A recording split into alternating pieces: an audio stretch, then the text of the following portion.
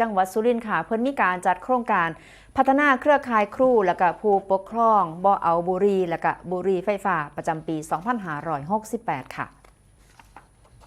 โดยที่โรงแรมท่องท่ารินอำเภอเมืองจังหวัดสุรินทร์นายจำเริญแหวนเพชรรองผู้ว่าราชการจังหวัดรักษาราชการแทนผู้ว่าราชการจังหวัดสุรินทร์ก็ได้เป็นประธานเปิดโครงการพัฒนาเครือข่ายครูและก็ผู้ปกครองบ่เอาบุหรี่และก็บุหรี่ไฟฟ้าปี 2568 โดยมีนายแพทย์สาธารณสุขจังหวัดสุรินทร์พร้อมด้วยผู้อำนวยการโรงพยาบาลสุรินทร์และก็หน่วยงานภาครัฐตลอดจนภาคีเครือข่ายเข้าร่วมในกิจกรรมซึ่งการจัดโครงการในเทื่อนี้มีวัตถุประสงค์กับเพื่อที่จะสร้างความตระหนักรู้เกี่ยวกับโทษพิษภัยของบุหรี่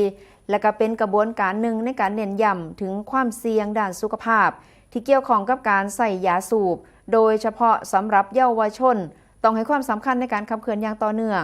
โดยการช่วยเหลือผู้ที่ติดบุหรี่อยู่แล้วให้เลิกการรณรงค์ป้องกันบ่ให้เยาวชนเข้าไปเสพบุหรี่และก็บุหรี่ไฟฟ้าและก็เป็นการเพิ่มพูนเรื่องของทักษะความรู้ให้กับแกนนำเครือข่ายที่เกี่ยวข้องโดยประสานความร่วมมือระหว่างสถานศึกษากับโรงพยาบาลและก็ภาคีเครือข่ายที่เกี่ยวข้อง